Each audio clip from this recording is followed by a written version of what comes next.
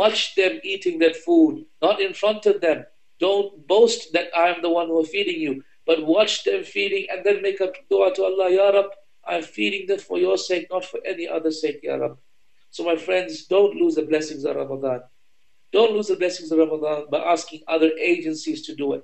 You know how ridiculous sometimes we ask this agency, that agency to give us zakat on our behalf.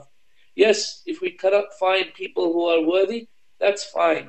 But by Allah, there is a benefit in seeing a person benefiting from your money.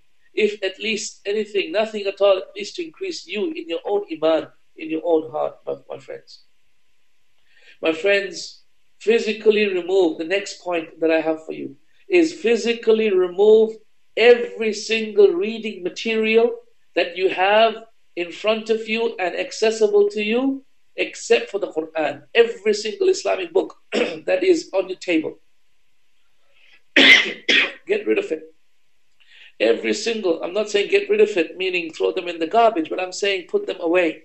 Put them on your shelf, not in front of you, so that it is not always in front of you.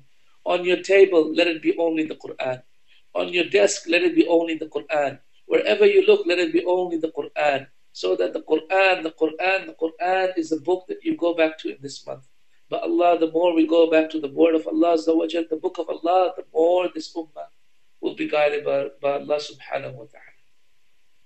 My friends, try to perform i'tikaf even if it be for one day.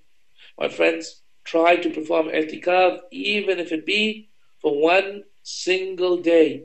Even if you cannot do it except over the weekend because you're working by Allah. And we know Allah tests us with a lot of things. I myself am a medical doctor and I'm so busy working. And by Allah, I wish by Allah I could change this and I could be off this Ramadan. But lo and behold, if you don't plan for your life, other people plan for your life. So Allahul Musta'an, the hospital planned for my life and did not give me holidays so that I could do i'tikaf or really benefit as much as I wanted to from this Ramadan.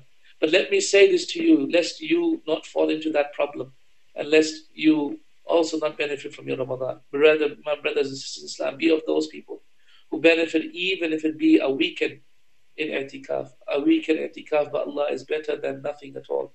It is seclusion with Allah in the gardens of ubudiyah, the gardens of slavery with Allah subhanahu wa ta'ala. Nothing is more natural to a human being, more akin to the heart of a believer than the status of slavery with Allah subhanahu wa ta'ala. And you go in your i'tikaf thinking about the day in which you will also leave your family and go to a barren land, your grave in which nothing grows except your iman and your good deeds. My brothers and my sisters in Islam, my other points of advice that I have for you is either do Umrah in Ramadan or pay someone to do Umrah on your behalf in Ramadan. Yes, it is permissible to get someone else to do Umrah on your behalf even if you have done Umrah. And it is more so permissible if you haven't done Umrah. According to the vast majority of the scholars of Islam, it is permissible to pay others to do Umrah. You can't pay others to do Salah on your behalf, but you can pay others to do Hajj and Umrah on your behalf.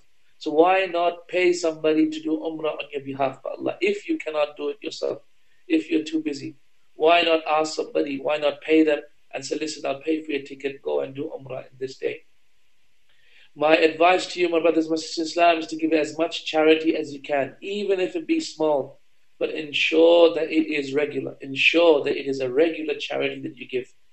And my last advice to you, my friends, in this month of Ramadan, is make as much personal dua to Allah as you can, and hope for nothing but good, because Allah is the one who loves good. He forgives all sins. He loves us more than our parents, and He will of a surety forgive us all. So my brothers and my sisters in Islam, make as much personal dua to Allah subhanahu wa ta'ala as you can. Perhaps Allah subhanahu wa ta'ala may benefit you in this month of Ramadan and accept your dua. My brothers and my sisters in Islam, I have taken too much of your time. I apologize for that. And I hope that inshallah ta'ala you benefited from this, and that inshallah ta'ala some of what I have said will have inshallah touched your hearts and will have given you some food for thought and some ammunition for your soul, so that inshallah ta'ala you can tackle the month of Ramadan in a far better way, bi'idhnillah, far better prepared than we were before. And if even just one of you says, "By Allah, I increased in my iman today. By Allah, I would have been successful in delivering this talk, inshallah." Jazakumullah khair for this.